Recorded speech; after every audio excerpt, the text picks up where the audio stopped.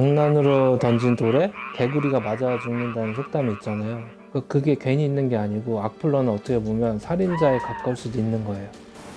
저 오늘은 사연 같은 게 오셨는데 대충 읽어드릴게요. 안녕하세요. 저는 인별그램을 하는 일반인입니다. 저에게는 사랑하는 남자친구가 있는데요. 남친과의 일상생활을 인별그램에 올렸는데 악성 댓글이 달리더라고요. 뭐 조건 만남 아니냐, 어떻게 저 얼굴에 남친을 만들어, 더러워, 뭐 이런 비와 폭언이 올라오는데 너무 화가 나서 그 사람들에게 DM으로 사과하라고 보냈는데 내가 뭐 사과하냐고 비아냥거리더라고요. 이제 안 되겠다 싶어서 이 악플러들을 고소하고 싶은데 어떻게 해야 하나요? 이런 사연이 왔어요. 저는 악플은 많이 받고 있지는 않은 것 같은데 저도 가끔 보면 훅 할 때가 있는데 악플이 받는 사람 입장에서 심적으로 충격이 오더라고요. 실제로 저도 가끔 달리는 거 보니까 악플이 사회 문제가 많고 이것 때문에 자살 문제도 생기고 우울증 생기는 분들 계시고 이런데 요거를 제가 확실히 좀 악플이 어떤 형사처벌을 받을 수 있고 명예훼손인지 모욕인지 뭐 이런 거에 대해서 좀 정리하는 시간을 가져보도록 하겠습니다. 사람의 명예를 훼손하거나 뭐 욕을 하거나 해서 비방하는 범죄는 형법상에는 명예훼손죄와 모욕죄가 있어요. 이것을 면전에 대고 하거나 뭐 편지로 하거나 이런 게 아니라 온라인상으로 하면 이제 정보통신망법 정통만법상 명예훼손 모욕 이렇게 가거든요. 말로 하거나 뭐 종이로 글 써서 하는 거나 인터넷 같은 데 게시하는 거의 차이일 뿐이지 결국 똑같은 거라서 같은 거라고 생각하고 제가 설명을 드릴게요. 조건 만남 아니냐, 더러워, 어떻게 저 얼굴로 남친을 만들지 이렇게 말씀을 들으셨대요. 이걸 법리적으로 엄격하게 해석하면 요 세 개는 다 구분을 할 수 있어요. 이런 거는 명예훼손이 아니라 모욕이에요. 모욕. 명예훼손이 그럼 뭐지? 이렇게 생각을 하실 수 있잖아요. 그래서 그걸 설명을 드릴까 해요.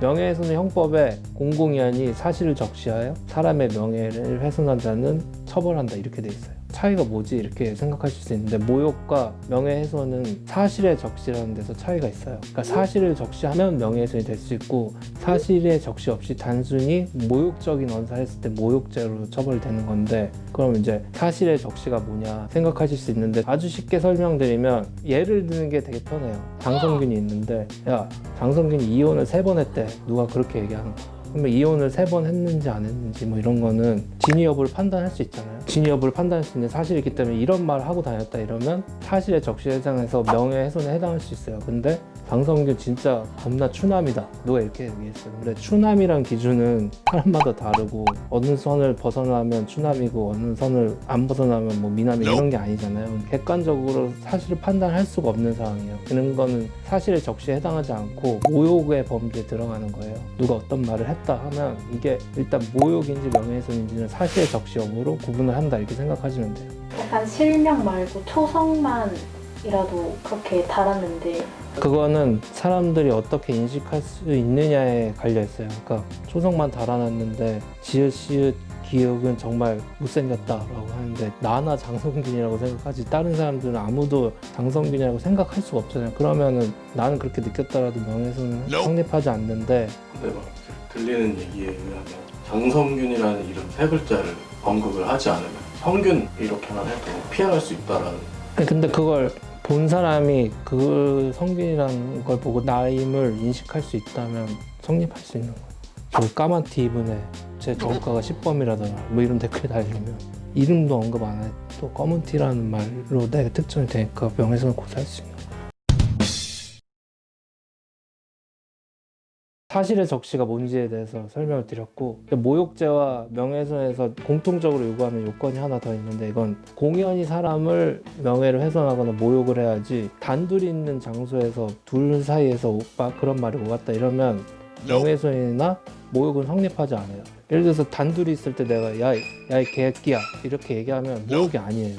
이걸 들은 사람은 나밖에 없기 때문에 명예훼손이나 모욕이라는 거는 나의 명예 같은 게 제외적으로 실추되는 거를 보호하는 범죄인데 이건 서로 뭐 욕을 주고받은 거라서 모욕이 안 돼요.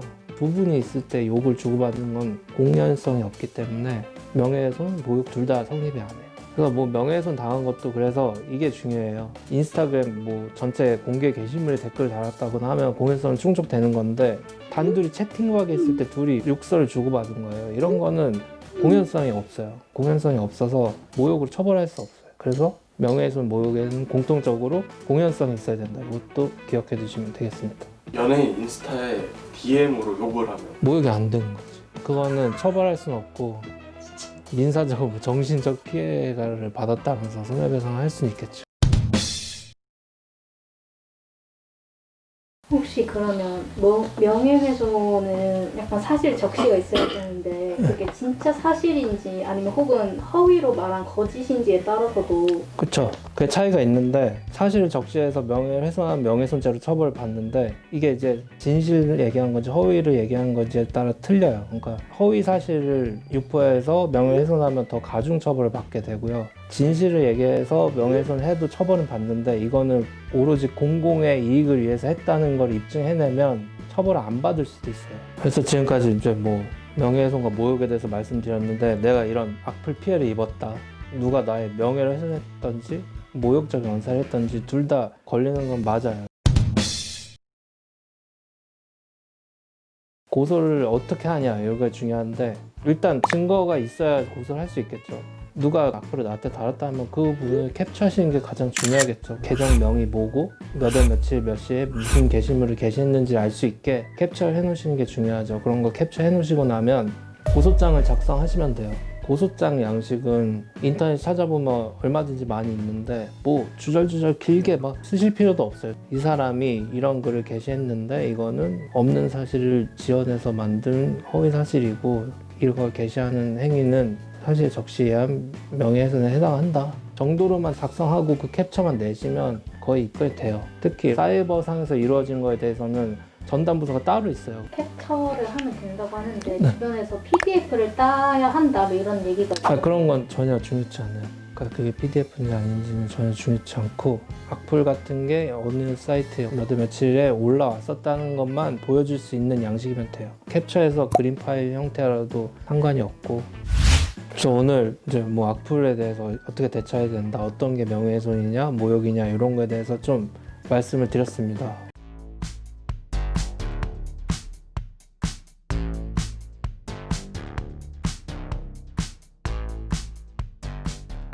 오늘 이야기는 여기까지고요. 아는 변호사가 없거나 그 변호사가 무뚝뚝하면 저한테 연락 주세요.